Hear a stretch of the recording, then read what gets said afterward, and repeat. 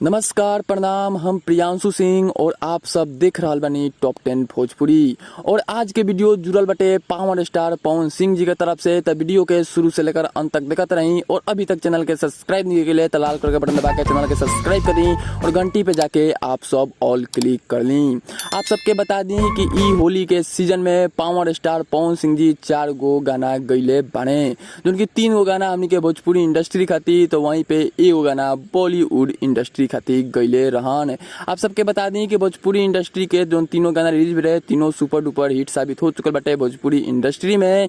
तो वहीं पे बॉलीवुड इंडस्ट्री खातिर एक गाना गिल रहन बबुनी तहार रंग में, जिनकी गाना के रिलीज किला आज 4 दिन हो गइल बा और 4 दिन से ट्रेंडिंग पे चल रहल बाटे। जी आप सबके बता दी कि आज भी ट्रेंडिंग नंबर 20 पे पावर स्टार पवन सिंह जी के गाना बबुनी तोहार रंग में चल रहल बाटे। वहीं जितना भी भोजपुरिया फैन रहन सब कोई अस्थिर हो गई कि अब पावर स्टार पवन सिंह जी के गाना ना आई। लेकिन आप सबके बता दी कि वहीं पे पावर स्टार पवन सिंह जी के टीम के तरफ से एक मैसेज आई कि पावर स्टार पवन सिंह जी के एक और गाना आ रहल बाटे और वो गाना होखे वाला बाटे होली सॉन्ग। जी आप सबके बता दी कि बहुत सन चैनल पे बतावल गइल बा कि लोकगीत गाना आ रहल बा, लेकिन गलत बाटे।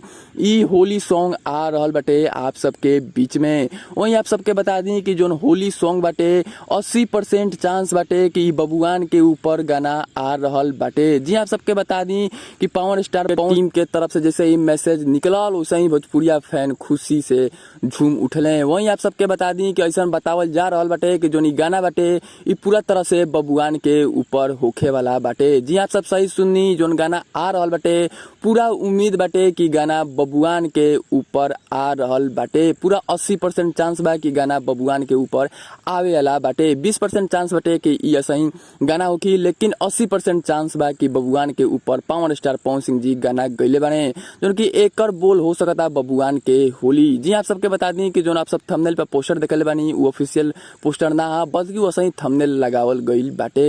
तो आप सब कितना खुश बानी पावर स्टार पवन सिंह जी के ई न्यूज सुन के आप कमेंट बॉक्स में आप सब जरूर बताइए और वीडियो के ज्यादा से ज्यादा शेयर करी कि और भी लोग जान पावे कि पावर स्टार पवन सिंह जी के 5वां गाना होली के आ रहल बाटे। फिर से मिलता नहीं एक ताजा खबर के साथ, तब तक देखते नहीं टॉप 10 भोजपुरी। जय हिंद।